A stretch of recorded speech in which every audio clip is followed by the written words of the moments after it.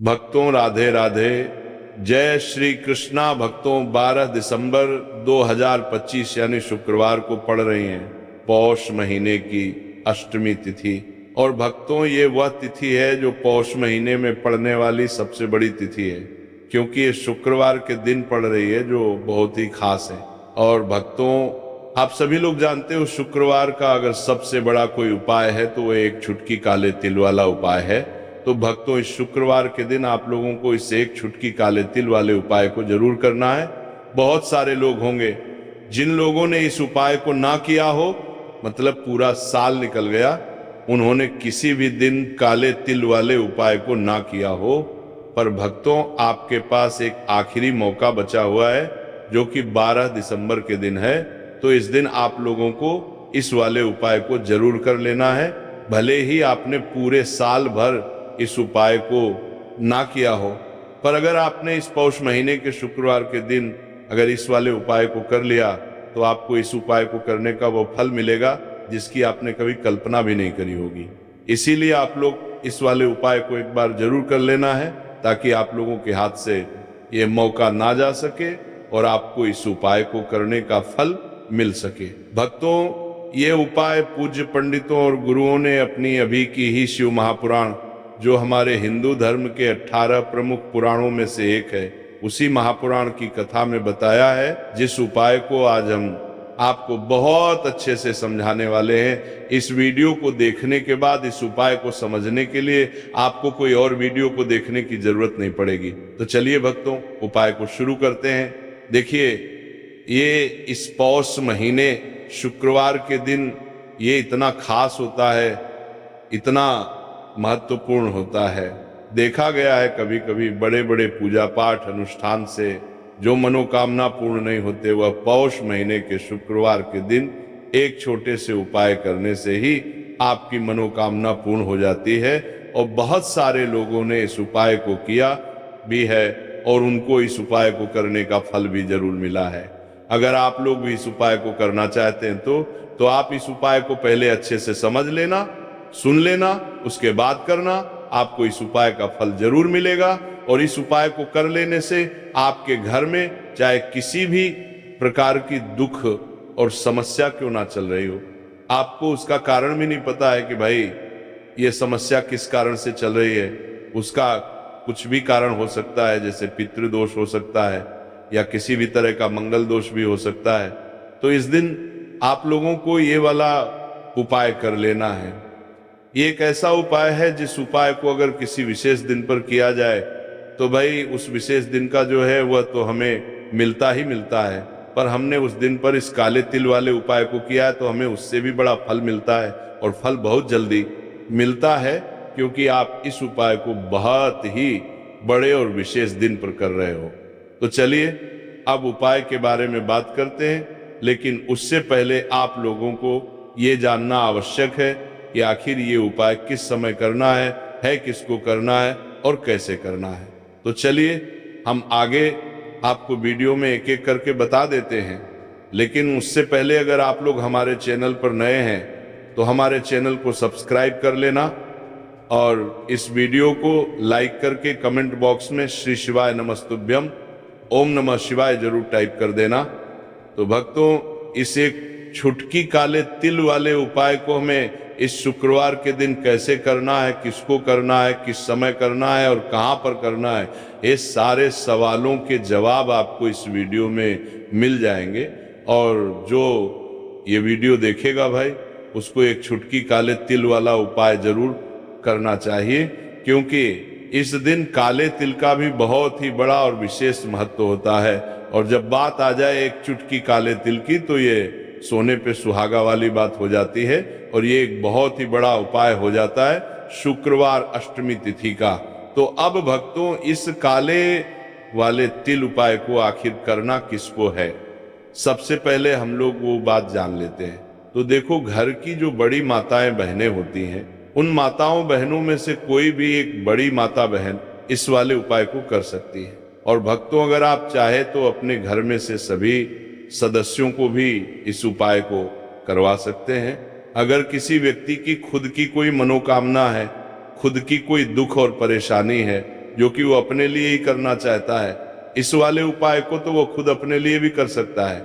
बाकी अगर कोई घर में से ऐसा है जो कि अपने पूरे घर परिवार की सुख और शांति के लिए ये वाला उपाय करना चाहता है तो भाई वो भी कर सकता है, उसमें भी कोई दिक्कत वाली बात नहीं है। कहने का मतलब यह है कि इस उपाय को हर एक सदस्य भी कर सकता है और पूरे घर परिवार के सदस्य के लिए घर की बड़ी माताओं बहनों में से कोई एक माता बहन भी कर सकती है। माताएं बहनें अगर घर में उपस्थित ना हो या वो ये वाला उपाय ना कर पा रही हो तो फिर घर का कोई बड़ा सदस्य भी इस काले तिल वाले उपाय को कर सकता, चाहे फिर वो पुरुष ही क्यों ना हो, उसमें कोई भी दिक्कत वाली बात नहीं है।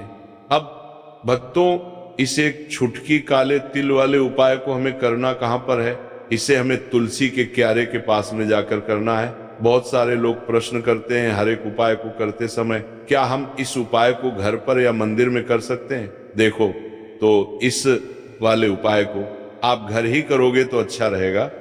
अगर घर पर तुलसी का पौधा नहीं है तो शिव मंदिर में उपाय को करोगे तो भी अच्छा होगा इस वाले उपाय को।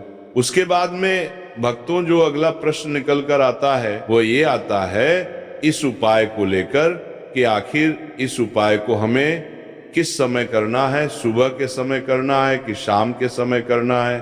तो देखो, इस वाले उपाय को आप लोग सुबह के समय भी कर सकते हो और शाम के समय प्रदोष काल में भी कर सकते हो। अब अगर आप पूछो कि भाई साहब सबसे उत्तम समय कौन सा रहेगा इस एक छुटकी काले तिल वाले उपाय को करने का, तो हम आपसे बस यही कहेंगे कि इस उपाय को आप शाम के समय करेंगे तो ज्यादा बेहतर होगा। बाकी अगर सुबह के समय भी करेंगे तो भी अच्छा होगा, उसमें कोई भी दिक्कत वाली बात नहीं है। तो अब भक्तों जो अगली सबसे बड़ी और महत्वपूर्ण बात आती है वह ये आती है कि सुबह अगर हम उपाय को करेंगे तो हमें कितने बजे से लेकर कितने बजे तक के बीच में करना है, और शाम के समय प्रदोष काल में करेंगे तो हमें कितने बजे से लेकर कितने बजे के बीच में करना है। तो देखो, सुबह जितनी जल्दी हो सके आप उपाय को करने की कोशिश करना। बाकी अगर किसी कारणवश लेट भी हो जाओ, थोड़ी देर भी हो जाए, तो 10 या 11 बजे तक भी आप उपाय कर लेना, पर 12 बजे से ज्यादा देरी ना हो, ठीक है? इस बात का ध्यान रखना। उसके बाद में भक्तों अगर शाम के समय प्रदोष काल की बात करें, प्रदोष काल का जो समय होता है वह शाम के 6 बजे से शुरू हो जाता है। मतलब शाम के 6 बजे से लेकर 7 बजे के बीच का जो समय होता है ये समय प्रदोष काल का समय होता है। पर अभी जो मौसम चल रहा है इस मौसम में जो है शाम बहुत देरी से होती है, तो आप इस उपाय को 7 या 8 बजे के बीच में भी कर सकते हो। मतलब शाम के 6 बजे से रात 8 बजे के बीच में आप कभी भी इस वाले उपाय को कर सकते हो, उसमें कोई भी दिक्कत वाली बात नहीं है। परंतु शुक्रवार के दिन कोशिश करना कि समय के अंतर्गत ही कर लो, किसी कारणवश ना कर पाओ तो थोड़ा देरी से भी कर सकते हो, आपको उपाय का फल जरूर मिलेगा। तो चलिए बात करते हैं हमारे पहले उपाय की। देखिए, इस उपाय के लिए आपको 2 दीपक लेने होंगे। दोनों ही दीपक आप मिट्टी के भी ले सकते हैं और दोनों ही दीपक आप शुद्ध आटा मरकर उनके भी तैयार कर सकते हैं। अब भक्तों, दोनों ही दीपक के अंदर आपको शुद्ध घी का प्रयोग करना होगा और एक दीपक के अंदर आपको गोलगाल रुई की बाती का प्रयोग करना होगा और एक दीपक के अंदर आपको लंबी बाती का प्रयोग करना होगा। लंबी बाती वाले दीपक के अंदर आप मौली वाला जो धागा आता है कलावा का, उसकी बाती का प्रयोग भी आप लंबी बाती वाले दीपक के अंदर कर सकते हैं। देखिए, 2 दीपक वाला ये चमत्कारी उपाय केवल शुक्रवार की रात्रि में ही किया जाता है, इसीलिए आपको इस उपाय को बहुत ही ध्यान से समझना। इसी के साथ में आपको एक छुटकी काले तिल के दाने लेना है और इसी के साथ में आपको मात्र एक छुटकी हल्दी भी लेनी होगी। अब भक्तों, ये सभी सामग्री लेकर के आपको रात्रि के समय पहुंच जाना है अपने घर में। जहां कहीं भी तुलसी जी का पौधा, तुलसी माता का निवास स्थान है, वहां पर देखिए भक्तों, सबसे पहले तो आपके पास जो एक गोल बाती का दीपक, उसे आपको तुलसी जी के वहां पर प्रज्वलित करना है। दीपक को प्रज्वलित करते समय आपको ओम नमो भगवते वासुदेवाय इस मंत्र का 11 बार जाप कर लेना है। अब देखिए भक्तों, आप जो एक चुटकी काले तिल के दाने लेकर के आए हैं, उन्हें आपको अपने सीधे हाथ में रखना है, और जो आपने गोल बाती वाला दीप प्रज्वलित किया है माता तुलसी जी के वहां पर, उसके ऊपर से आपको इन एक छुटकी काले तिल को गड्डी की दिशा में घुमाना है। आपको अपना नाम और अपनी गोत्र को बोल देना है, और फिर आपको इन काले तिल को उससे जलते हुए दीपक के अंदर डाल देने हैं। देखिए, काले तिल भगवान विष्णु के पसीने से उत्पन्न हुए हैं, और जब भी हम ये दीपक की रात्रि में प्रज्वलित करते हैं तो इससे हमें हमारे कर्ज में राहत मिलती है, हमारे जीवन में धन प्राप्ति के नए नए मार्ग खुलते हैं, हमारा अगर कोई भी कार्य रुका हुआ है तो वो भी परिपूर्ण होता है। देखिए, गोल बाती का जो दीपक है, विशेषकर हम माता तुलसी के वहां पर भगवान विष्णु और माता लक्ष्मी के निमित्त प्रज्वलित कर रहे हैं। इस प्रकार से आपको ये दीपक प्रज्वलित कर देना है। अब जो आपके पास लंबी बाती का दीपक है, एक छुटकी हल्दी है, तो इससे आपको लेकर के पहुंचना है अपने घर के मंदिर में। आपके घर के मंदिर में माता लक्ष्मी की जो भी प्रतिमा ही मूर्ति है, उनके सामने सबसे पहले तो आपको ये लंबी बाती का दीपक रखना है, फिर आपको दीपक को प्रज्वलित कर देना है। दीपक को प्रज्वलित करते समय आपको ओम महालक्ष्मी नमः इस मंत्र का जाप करते रहना है। अब भक्तों, आपके पास जो एक छुटकी हल्दी है, उसे आपको अपने सीधे हाथ में रखना है, और इस एक छुटकी हल्दी को आपको उस दीपक के ऊपर से 11 बार घड़ी की दिशा में घुमाना है, और आपको ओम महालक्ष्मी नमः मंत्र का जाप करते रहना है, और इस एक छुटकी हल्दी को आपको उसे दीपक के अंदर डाल देना है। देखिए, एक छुटकी हल्दी वाला जो दीपक है आपके जीवन से दुर्भाग्य को समाप्त करता है, माता लक्ष्मी की आपको कृपा प्राप्त करवाएगा, धन प्राप्ति के आपके जीवन में नए नए मार्ग बनाएगा। देखो, अगला उपाय है वो भी बहुत ज्यादा खास है। तीनों उपाय को आप जरूर सुनना, क्योंकि जो आपको अच्छा लगे वो उपाय आप कर सकते हैं। देखिए, इस उपाय के लिए आपको 2 हरी इलायची लेनी होगी। हरी इलायची आपको साबुत लेनी है, खंडित नहीं होनी चाहिए, और इसी के साथ में आपको मात्र थोड़ा शहद लेना है। शहद आपको मात्र आधा चम्मच या फिर उससे भी कम ले लेना है, और इसी के साथ में आपको एक दीपक ले लेना है। दीपक आप चाहे तो मिट्टी का भी ले सकते हैं, और आप चाहे तो शुद्ध आटा मढ़कर उसका दीपक भी आप तैयार कर सकते हैं। इस तार दीपक के अंदर आपको मौली का जो धागा आता है कलावा का, उसकी बाती का प्रयोग करना होगा, यानी कि इस दीपक के अंदर आपको लाल रंग की बाती का प्रयोग करना होगा, और इस दीपक के अंदर आपको शुद्ध घी का प्रयोग करना होगा।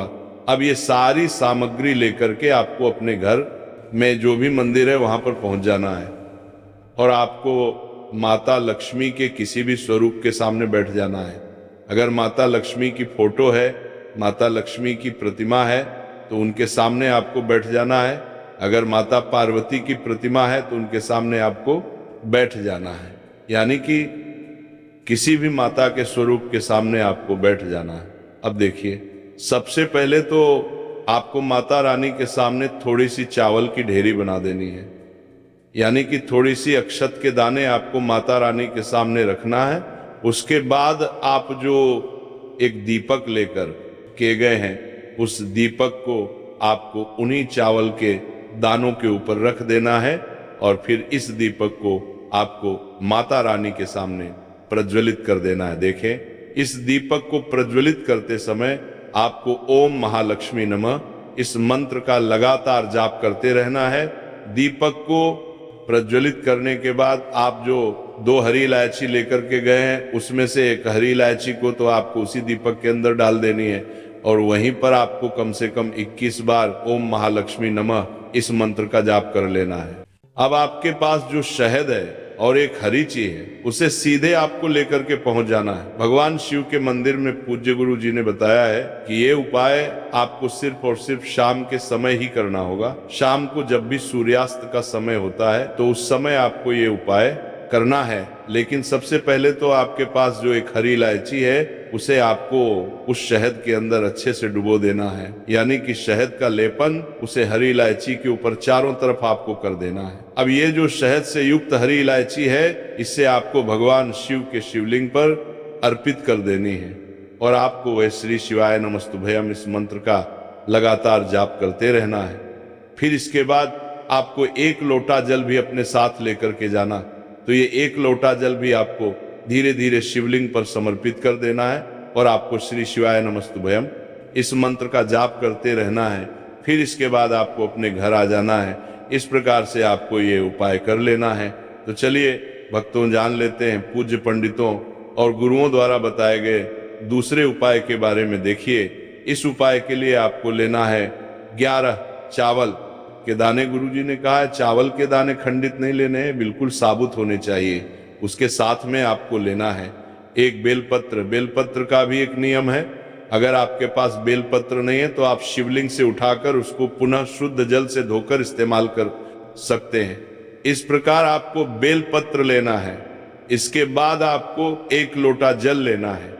अब ये सब सामग्री लेकर आपको जाना है महादेव के मंदिर में। देखो, अब आपको उत्तर साइड में खड़े हो जाना है और सबसे पहले आपको 1 बेलपत्र अपने हाथ पर और 11 चावल दाने रखकर शिवलिंग के ऊपर अपना नाम और गोत्र बोलते हुए समर्पित कर देना है और ओम नमः शिवाय श्री शिवाय नमस्तुभ्यम का लगातार जाप करना है।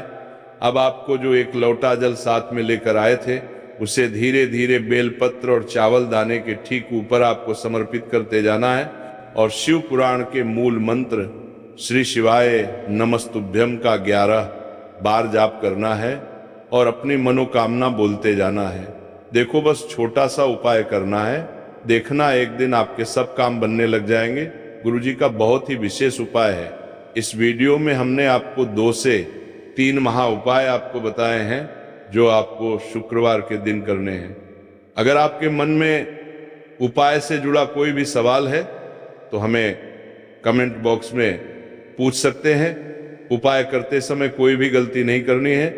अगर आपको हमारी वीडियो पसंद आए तो हमारे इस चैनल को सब्सक्राइब जरूर करें। हर हर महादेव, ओम नमः शिवाय, श्री शिवाय नमस्तुभ्यम।